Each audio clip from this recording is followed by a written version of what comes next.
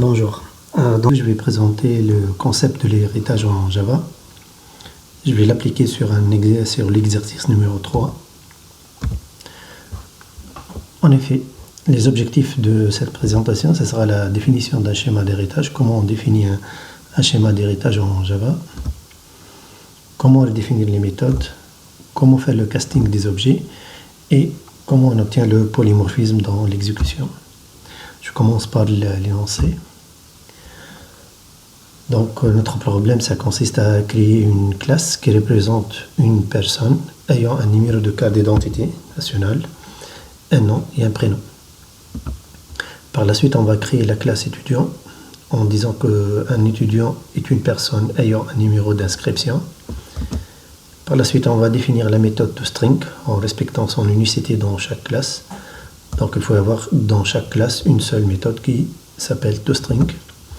De la même façon, on va définir equals dans toutes les classes et qu'elle soit unique pour toutes les classes, que ce soit la classe personne ou bien la classe étudiant.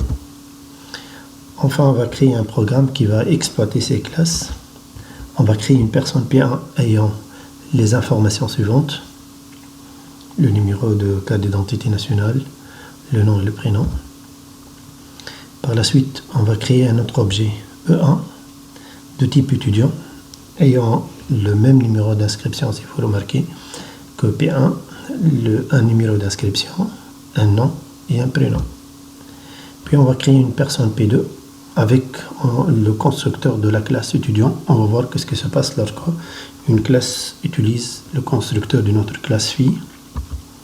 Puis on va comparer P1 avec P2, puis P1 avec E1, puis E1 avec P1.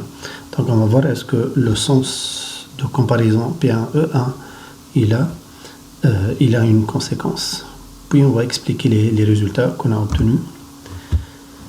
Puis on va modifier le numéro d'inscription de la personne P2. On va voir comment ça se passe. Et à la fin, on va afficher toutes les informations sur les objets. Et on va expliquer le résultat de l'affichage à chaque fois. Donc je vais commencer, si je reviens, je vais commencer par la création de la classe personne avec les attributs qui sont déjà cités. Donc j'utilise Eclipse, je commence un nouveau projet. Donc avec le bouton droit sur le volet Package Explorer, on crée un nouveau projet Java. Ce projet, je vais l'appeler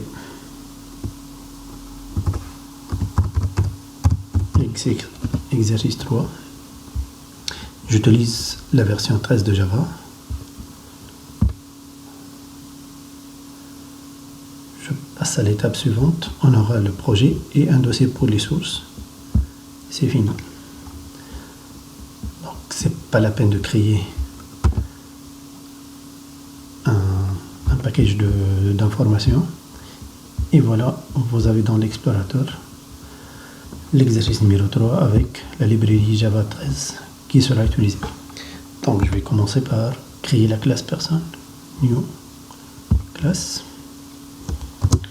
Donc en utilisant les conventions de Java, personne ça commence par une P majuscule et elle doit être publique. Et vous obtenez la squelette d'une classe en Java, public class personne. Il suffit de définir aussi les attributs. Si on revient à l'énoncé, c'est NCN, c'est un entier, et 2 chaînes de caractères, le nom et le prénom. Donc, je vais définir private int NCN, par la suite private nom, et c'est une chaîne de caractères, string, et une autre chaîne de caractères, c'est pour le prénom. Maintenant, pour accélérer, je vais définir un constructeur. Donc, public personne. Il reçoit des paramètres qui ont les mêmes types que les attributs. Donc, string nom, string prénom. Donc, l'objectif de constructeur, c'est initialiser les attributs dans 10 points. NCN reçoit NCN et 10 points nom. Reçoit nom et 10 points prénom. Reçoit prénom. C'est bon, c'est le constructeur de la classe personne. Maintenant, pour les accès aux attributs, on aura besoin des getter et setter. Donc, je vais le définir d'un seul coup en utilisant l'assistant d'Eclipse, generate getter and setter. Donc, je vais définir le getter de CN, c'est get CN et setCN. Le nom, le prénom, donc je vais sélectionner tout. Et je génère. Et voilà la définition des méthodes d'accès. GetCN, elle permet de renvoyer le numéro de carte d'identité, c'est un entier. Et cette NCN, ça permet de modifier le numéro d'inscription. Par la suite, ce qui est demandé, on doit définir, je passe à l'étape 3, définir la méthode toString et la méthode equals. D'où viennent ces méthodes? Ces méthodes sont héritées de la classe Object. La classe Object, c'est la classe de base de toute classe en Java. Donc, pour vérifier ceci, donc, faites un clic droit sur la classe personne et vous pouvez afficher le type hiérarchie. Le type hiérarchie, ça donne les relations entre les classes en Java. Donc, vous avez la classe personne qui hérite de la classe Object. Si je clique sur la classe Object, on voit toutes les méthodes qui sont définies dans Object.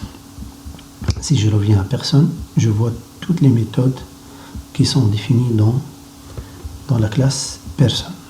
Et je peux afficher encore ce qui est hérité. Et voilà, ça donne la somme.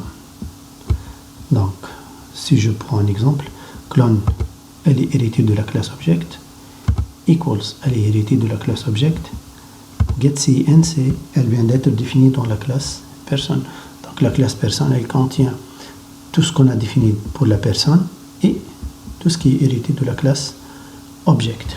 Ce qu'on va faire, c'est on va redéfinir equals et la méthode toString de la classe Object. Je vais commencer par la méthode toString. La méthode toString, elle est publique. Pour faire la redéfinition, on doit garder la même visibilité ou bien on augmente la visibilité puisqu'elle est déjà publique, donc on ne peut que la garder publique. Elle retourne une chaîne de caractères et elle s'appelle toString. Et elle n'a pas de paramètres. Qu'est-ce qu'on va faire?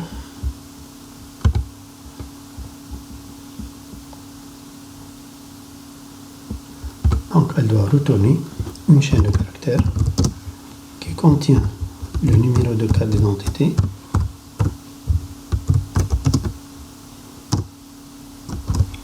plus le nom égal plus le prénom égal plus prénom. Et voilà la méthode toString qu'on a définie.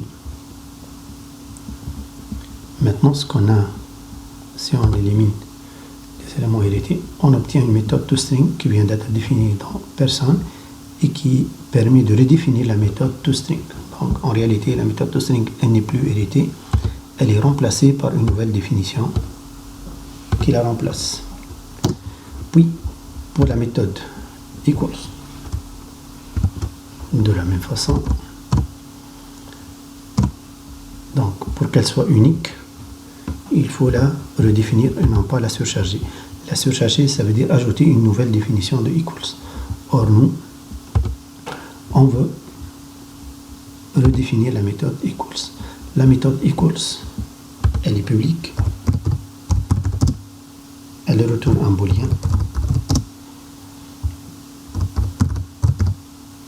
Elle s'appelle equals. Elle reçoit obligatoirement un paramètre de type object. Equals, elle permet de comparer deux objets.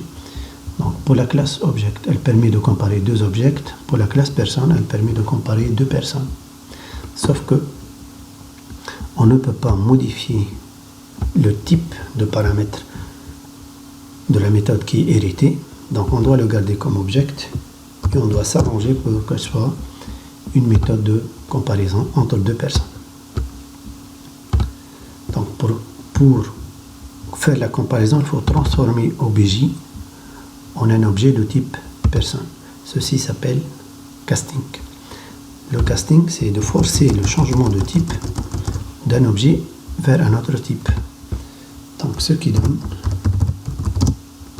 qu'on obtient une personne P issue de casting de object, du paramètre obj. Pour faire le casting, il suffit d'ajouter le nouveau type devant le nom de l'objet. Et maintenant, au lieu de comparer une personne avec un objet, on va comparer cette personne avec une personne P qui vient de obj, ce qui donne return. Donc deux personnes, ils ont le même, ils sont identiques, ils ont le même numéro de carte d'identité nationale. Donc 10, cette personne. Donc le numéro de carte d'identité de cette personne, il doit être égal au numéro de carte d'identité de NCN. Donc on fait la comparaison et voilà. Donc même si on est obligé de garder le même type de paramètres, on peut le transformer pour l'adapter à la nouvelle comparaison. Bon, le casting il est un peu dangereux. On ne peut faire ceci que si on est sûr que l'objet obj est une personne. Pour faire ceci, on doit vérifier avant tout que obj est vraiment une personne. Donc on va dire if obj est une instance of personne. Donc tout ceci se fait lorsque on est sûr, on a déjà vérifié que obj est une instance de la classe personne. Si elle ne l'est pas, donc s'il n'est pas un objet de type personne, alors tout simplement, sans faire une comparaison, on va retourner false. Encore, on a une autre situation. Si l'objet lui-même est nul, il n'y a pas d'objet, donc c'est pas la peine de l'utiliser, et on retourne false. Donc if obj égale à nul, alors on retourne false. Et voilà les trois situations. Avant tout, on doit vérifier que l'objet, s'il est nul, on retourne false, c'est pas la peine de comparer. Si l'objet n'est pas une personne, on retourne false. Sinon, ça veut dire que l'objet est une personne, donc on va lui faire le casting et on compare la carte d'identité de cette personne, 10, avec la carte d'identité de la personne P qui nous vient sous forme de paramètres de type object. Donc, tout ceci était demandé dans l'énoncé. Maintenant, on va créer la classe étudiant. Un étudiant est une personne ayant un numéro d'inscription. La définition étudiant est une personne est une définition d'un schéma d'héritage. Ça veut dire que l'étudiant il hérite de la classe personne. Donc je vais définir, je reviens à Package Explorer, je vais créer une nouvelle classe, c'est la classe étudiant.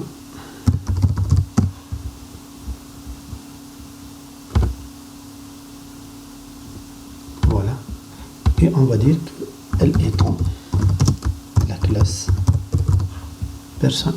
Ça veut dire qu'elle hérite de la classe personne.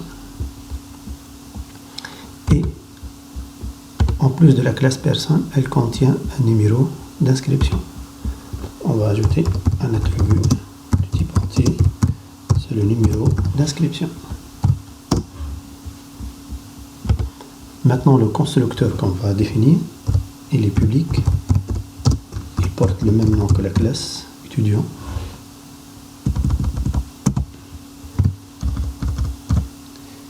Qui contient tous les attributs de la classe étudiant. Bon, je vais revenir au type Explorer. Maintenant, dans la classe étudiant, sans voir le schéma d'héritage, c'est juste, on a le numéro d'inscription et l'étudiant. Mais si on voit le schéma d'héritage, on voit que la classe étudiant contient le numéro d'inscription, nom, prénom, numéro d'inscription et prénom. Donc, en réalité, la classe étudiant, elle contient 4 attributs. Donc, le constructeur de la classe étudiant doit recevoir 4 paramètres. Ces 4 paramètres sont le numéro d'inscription, le nom, le prénom. Par convention, on met les anciens attributs en premier, puis on ajoute le nouveau attribut qu'on vient d'ajouter dans cette classe.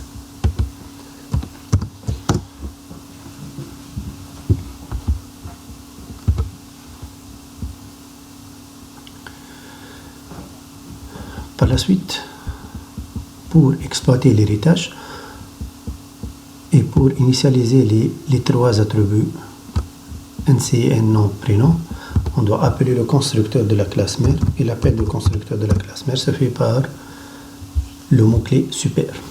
On lui donne le numéro d'inscription, le nom et le prénom pour l'initialiser. Ce qui reste à faire, c'est initialiser le nouveau attribut. Le nouveau attribut qu'on vient d'ajouter.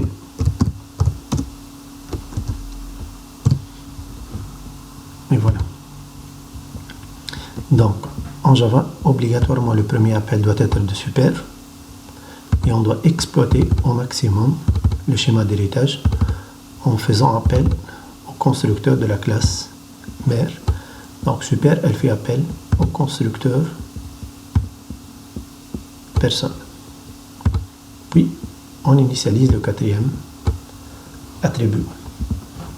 De la même façon, on ajoute les méthodes, les getters et les setters de ce nouvel attribut. Donc, avec le bouton droit, il y a un assistant dans Eclipse qui permet d'ajouter les getters et les setters. Voilà, pour le numéro d'inscrit. Donc, je vais sélectionner tout. Et ils sont générés. Maintenant, comme on a fait pour la classe personne, on ajoute toString et equals qui sont hérités de la classe personne. Donc je reviens à la classe étudiant. On voit que equals, elle vient de personne, et toString, voilà, elle vient de personne. Elle fait la redéfinition. Vous voyez un petit flèche qui permet d'indiquer que c'est la bonne méthode qu'il faut la redéfinir. La méthode toString, elle est publique, elle retourne une chaîne de caractères et elle s'appelle toString, elle n'a pas de paramètres. Avec toString, on va retourner toutes les informations sur l'étudiant, à savoir les 4 informations sont numéro d'inscription, numéro de carte d'identité, nom, prénom et numéro d'inscription. Donc, ce qu'on va retourner pour le numéro de carte d'identité, nom, prénom, c'est la même valeur qui est retournée par toString de la classe personne, qu'on n'a pas hérité puisque nous sommes en train de redéfinir. Dans ce cas, on va remonter à la classe mère avec super et on va appeler toString. Et voilà. Plus, on va lui ajouter ce qui est nouveau, c'est le numéro d'inscription. Numéro d'inscription égale plus numéro. Encore une fois, on a exploité l'héritage pour ne pas réécrire le même code qu'on a déjà dans la classe mère, à savoir tout ce code. Par la suite, je vais définir la méthode equals, boolean, equals, et encore une fois, ça doit être object. Et on va faire la même chose que la classe personne. Ça veut dire que si l'objet est nul, on retourne false. S'il n'est pas avec le bon type de la classe, pour nous c'est étudiant, on retourne false. Sinon, on va le transformer en étudiant et on va comparer les numéros d'inscription. Donc, je vais prendre cas par cas. Le premier cas, si OBJ est nul. Donc, sans faire un test, on retourne false. Si OBJ n'est pas instance of d'étudiant, n'est pas un étudiant. Donc, on va faire la négation.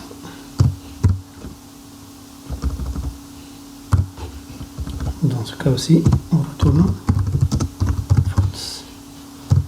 Sinon, c'est sûr que maintenant qu'il y a un étudiant, donc on peut lui faire le casting pour qu'on puisse utiliser son numéro d'inscription. On va l'appeler étudiant E.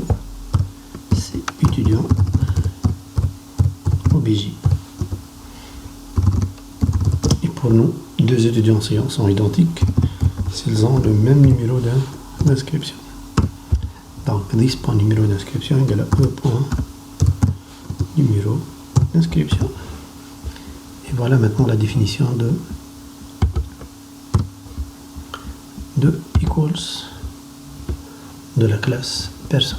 Donc, on aura une méthode de string qui est propre à la classe personne, une méthode equals propre à la classe personne.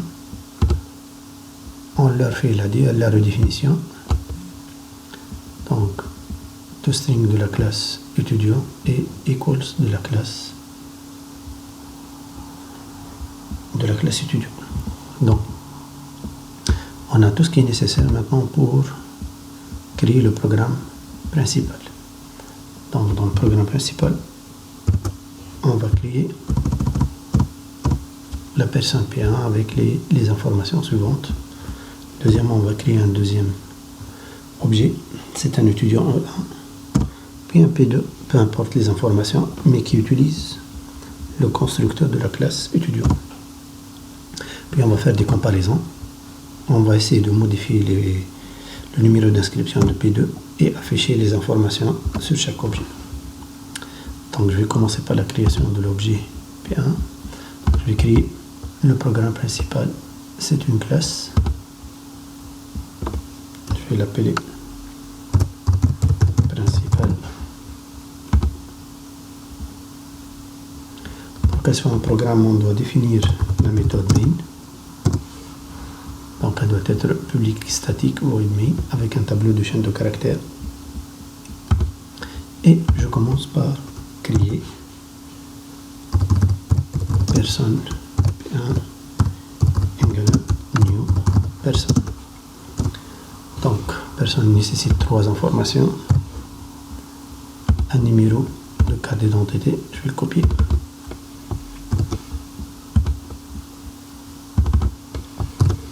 Voilà. Et un nom.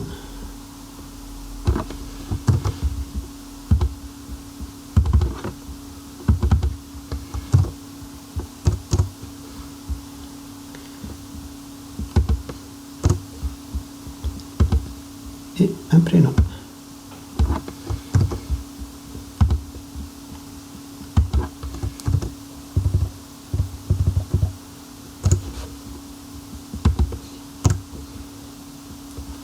C'est la personne P1. Maintenant, c'est l'étudiant. Étudiant E1 égale à new. Étudiant. Et pour l'étudiant, on a besoin de 4 informations. On va utiliser la même carte d'identité.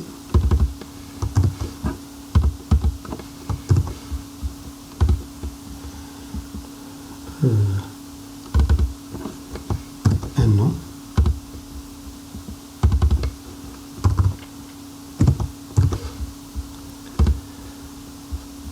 Un prénom.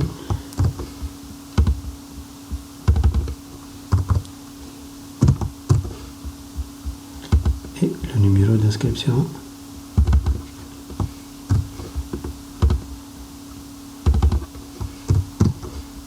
Et voilà un objet de type étudiant. Maintenant une personne P2 en utilisant le constructeur de la classe étudiant. étudiant. Voilà, un objet de type classe mère, il peut utiliser un constructeur de une de ses filles. Pour ce cas, donc je vais prendre des valeurs aléatoires. Le nom c'est A, le prénom c'est B, le numéro d'inscription c'est 200 par exemple. J'ai 3 objets. Ce que je vais faire, je vais essayer de comparer les 3, P1 avec P2, puis P1 avec E1, puis je vais inverser le test E1 avec P1, et on va voir ce que ça donne. Donc pour la comparaison, je vais utiliser if,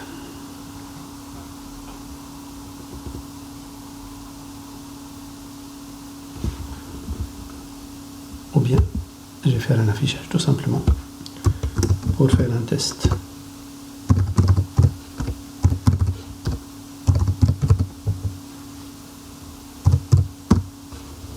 Le premier test, ce sera P1 equals P2. P1 equals P2.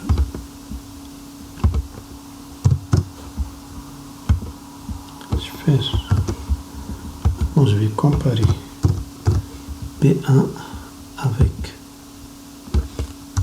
E1. Et E1 avec P1.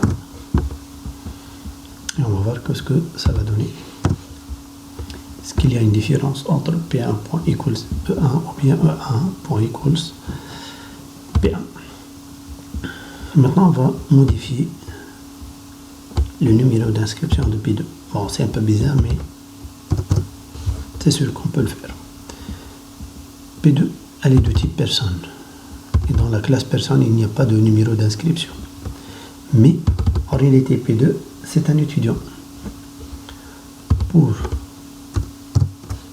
le compilateur, si on va modifier le numéro d'inscription, les méthodes set, il n'y a pas une méthode pour modifier le numéro d'inscription, malgré que c'est un étudiant. Mais le compilateur fait confiance à la référence à la déclaration. Donc ce qu'on doit faire, c'est transformer avant tout P2 en un étudiant.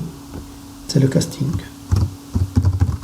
Étudiant E2 égale étudiant P2. Maintenant, P2, il est transformé en un étudiant, il s'appelle E2.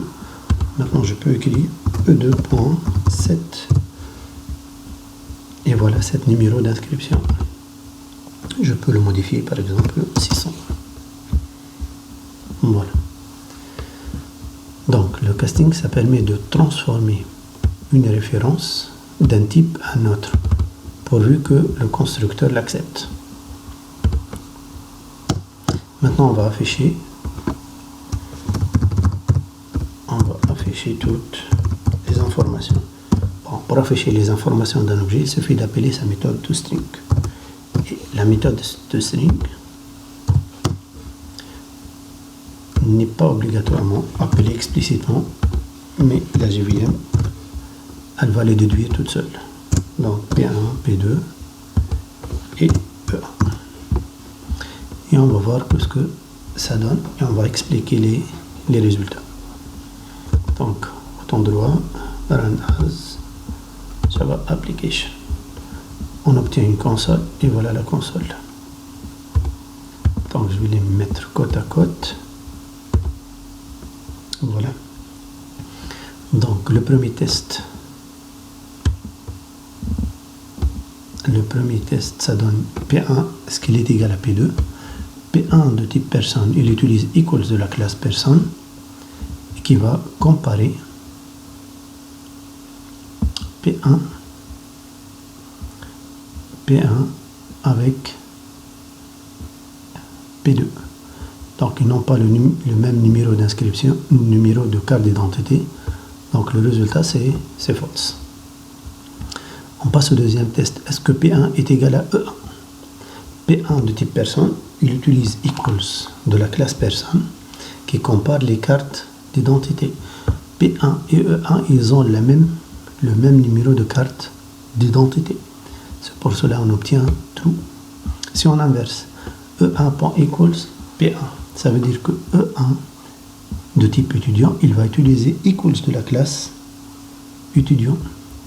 Et deux étudiants, ils sont identiques. S'ils sont les deux étudiants, ils ont le même numéro d'inscription. Sauf que P1 n'est pas un étudiant, donc par conséquent, la comparaison, elle est false. Ça veut dire que maintenant, je vais expliquer que l'objet qui fait l'appel, c'est lui qui utilise la méthode propre à lui pour faire la comparaison, ou bien pour exécuter le code. Donc P1.equals, c'est pas identique à E1.equals. Ceci est dû à quoi? À la redéfinition. Il y a un equals dans la classe personne qui ne fonctionne pas de la même façon que equals de la classe étudiant.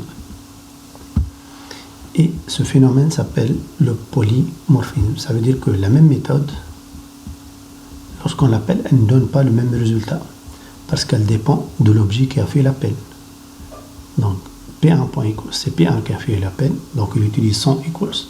E1.equals, il va utiliser sa méthode equals. Et ça, c'est la conséquence de la redéfinition.